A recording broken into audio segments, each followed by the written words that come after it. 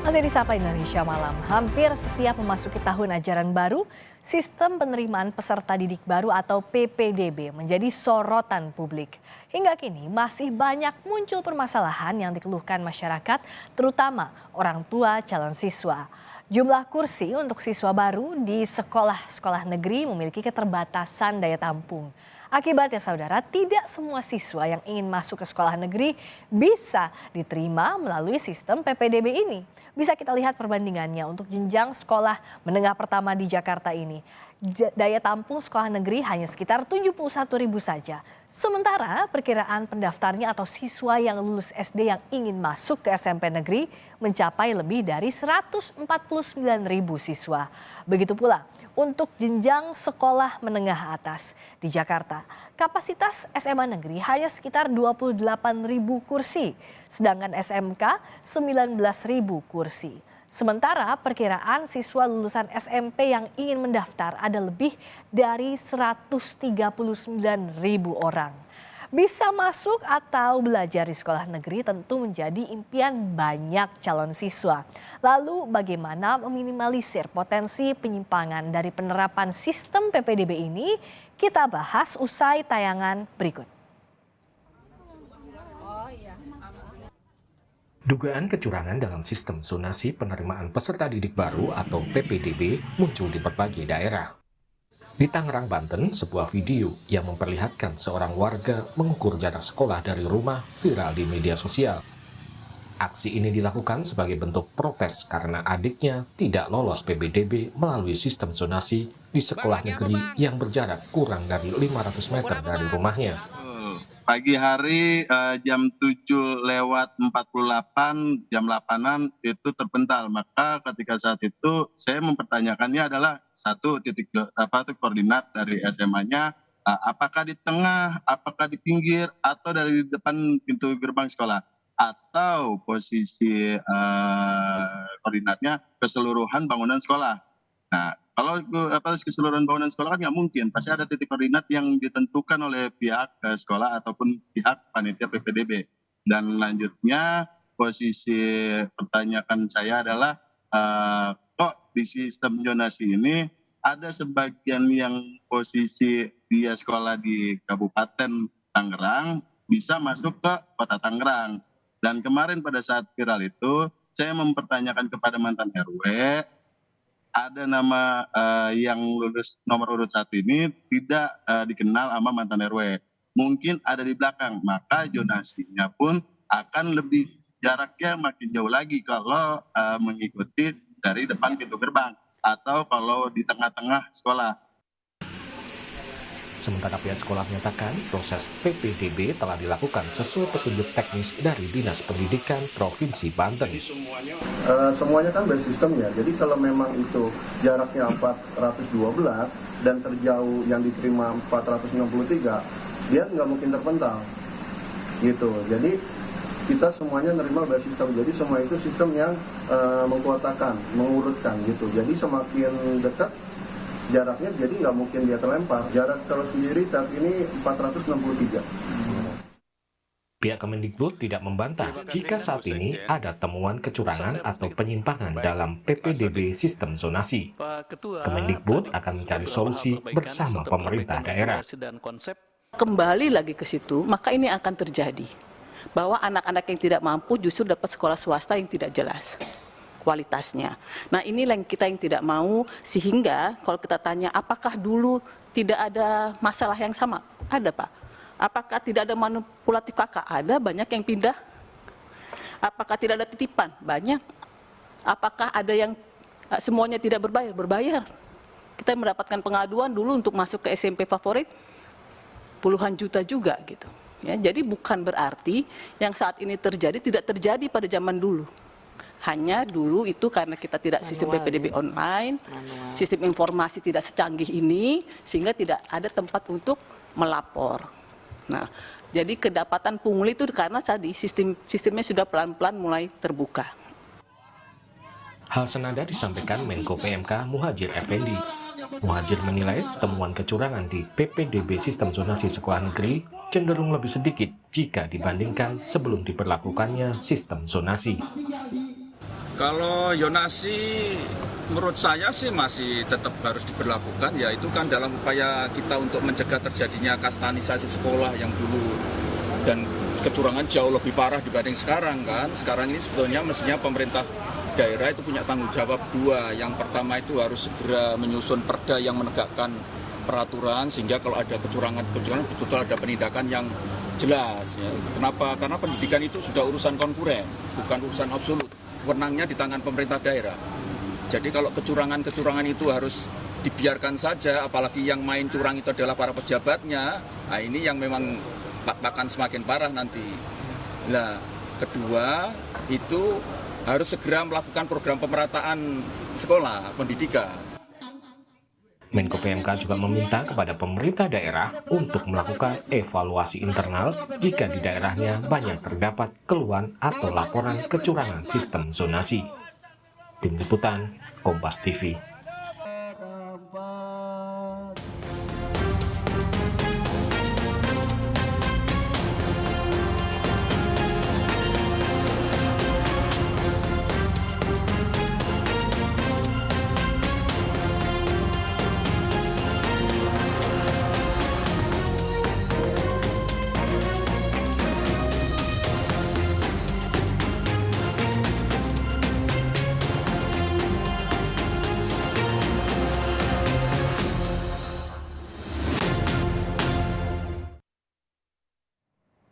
Hampir setiap tahun ajaran baru ada keluhan terkait PPDB, khususnya jalur zonasi. Apa bentuk evaluasi pemerintah terhadap jalur penerimaan siswa baru agar meminimalisir kecurangan? Kita bahas bersama Menteri Koordinator Bidang Pembangunan Manusia dan Kebudayaan, Menko PMK, Muhadjir Effendi, dan juga bergabung Ketua Komisi 10 DPR RI, Syaiful Huda. Assalamualaikum warahmatullahi wabarakatuh. Selamat malam Pak Muhadjir, Pak Syaiful Huda. Selamat malam, Pak Muhadjir. Sehat, Pak? Selamat malam, sehat selalu, Ketua. alhamdulillah. Terima kasih sudah hadir Pak Menko. Saya ke Pak Menko dulu, ke Pak Muhadjir. Jadi PPDB zonasi ini kan menjadi masalah hampir setiap tahun ajaran baru. Sejauh ini evaluasinya apa? Belum lagi terakhir, di tahun ini juga banyak keluhan soal zonasi di sejumlah daerah, Bogor misalnya. Zonasi ini kan kayak lebaran mudik itu loh. Jadi pasti saja ada masalah. Sedikit banyak selalu ada.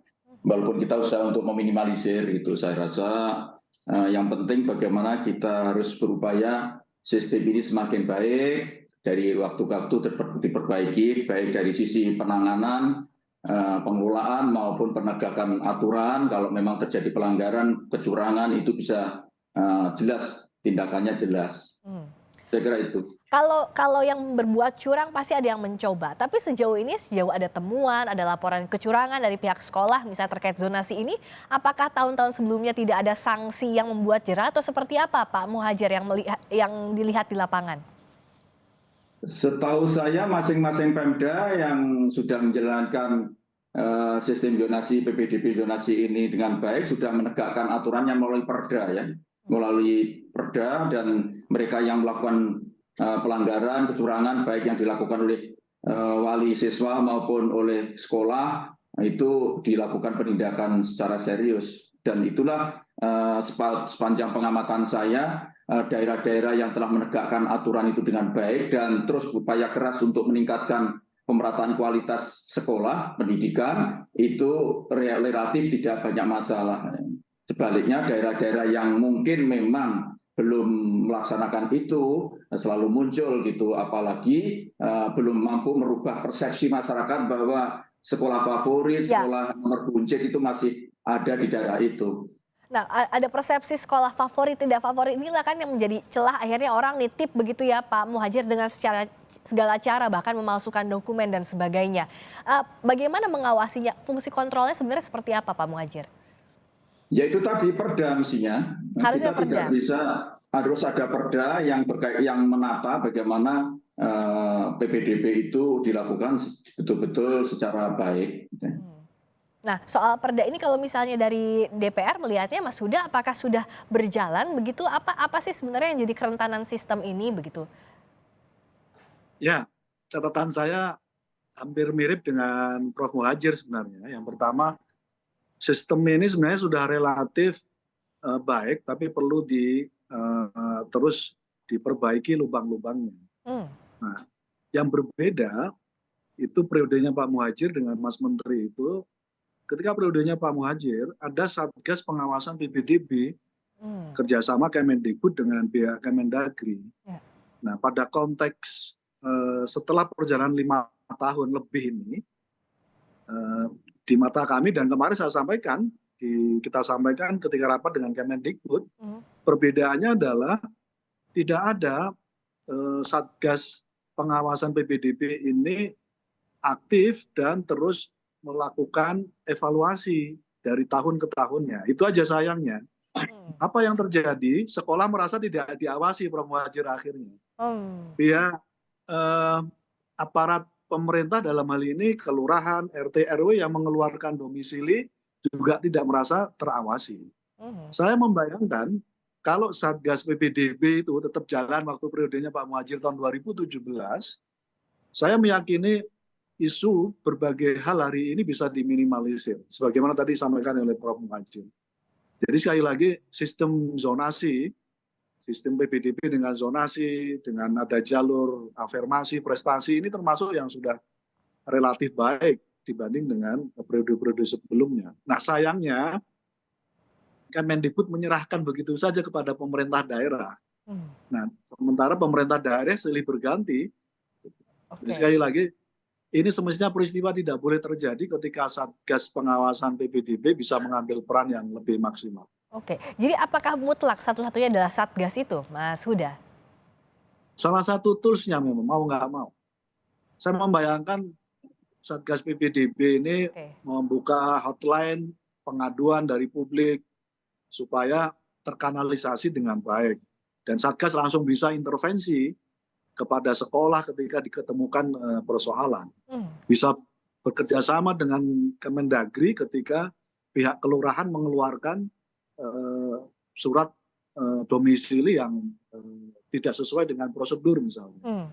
Saya membayangkan kalau Kemendagri mengeluarkan surat edaran saja kepada kelurahan, saya bayangkan bisa selesai. Dan itu semuanya bisa dikerjakan dengan Satgas. Yang dulu periode 2017 dibentuk oleh Pak Muhadjir. Kalau Pak Muhadjir lihatnya apakah sebenarnya sekarang narasi yang jadi diskusi di publik dan juga perdebatan, apakah zonasi atau afirmasi ini juga perlu dievaluasi atau tidak sistemnya? Atau permasalahannya murni pada pelaksanaannya di lapangan, Pak Muhadjir? Kalau evaluasi saya kira rutin ya, Kemendikbudristek terus melakukan evaluasi terus-menerus.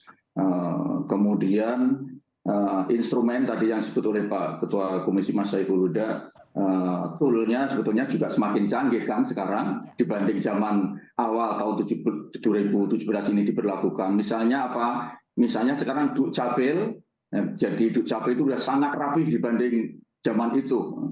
Sehingga sebetulnya siapa yang akan menjadi siswa baru itu sudah bisa dideteksi 3 tahun sebelumnya, sehingga kalau itu sudah bisa ditetapkan itu tidak akan ada yang berani malsu-malsu keluarga dan seterusnya itu. Kan ini sebetulnya secara sistemik itu sudah sederhana kok. Yang mau masuk di SD itu kan tamatan TK, PAUD. Yang mau masuk SMP itu tamatan SD kelas 6 di sekitarnya. SD kelas 6 itu kan sudah bisa deteksi 3 tahun sebelumnya. Sehingga kalau ada pemalsuan itu otomatis akan terdel itu secara sistem kan. Begitu juga yang akan masuk SMA. Yang masuk SMA itu kan yang kelas 3 SMP dan itu juga sejak 2-3 tahun sebelumnya sudah bisa ditetapkan kan siapa saja yang nanti akan masuk. Sehingga kalau ada orang yang tiba-tiba kok ada anak normal di situ bisa dicurigai pasti ini ada yang nggak beres, dan itu kalau sudah tersistem daerah itu mengembangkan sebuah sistem otomatis akan terdel itu. Jadi saya setuju dengan Pak Saiful Huda, jadi memang perlu ada kerjasama lah antara kementerian teknis di tingkat pusat dengan pemerintah daerah dan terutama Kemendagri. Betul, sekarang Dukcapil itu sudah sangat canggih, baik ini baik beres, dan kalau otomatis gitu jadi sebetulnya kemudian Dapodi kita juga semakin canggih kan, data pokok pendidikan yang ada di Kemendikbudristek. Dan saya sarankan supaya tetap tadi itu harus melihat posisi sekolah-sekolah swasta itu harus di bagian dari tak terpisahkan. Kemudian posisi Kementerian Agama yang mengelola pendidikan madrasah juga harus dilibatkan, sehingga PPDB ini harus dilihat pendidikan sebagai sebuah ekosistem. Harus sebagai suatu ekosistem, termasuk juga PR-nya pemerataan akses pendidikan ini juga penting sebagai pekerjaan rumah agar penyelewengan sistem tidak terjadi di lapangannya. Terima kasih Pak Muhadjir, Menteri Koordinator Bidang Pembangunan Manusia dan Kebudayaan Menko PMK Muhadjir Effendi. Terima kasih juga Ketua Komisi 10 DPR RI Syaiful Huda. Terima kasih Pak Muhadjir, terima kasih Mas Huda. Selamat malam. Terima kasih.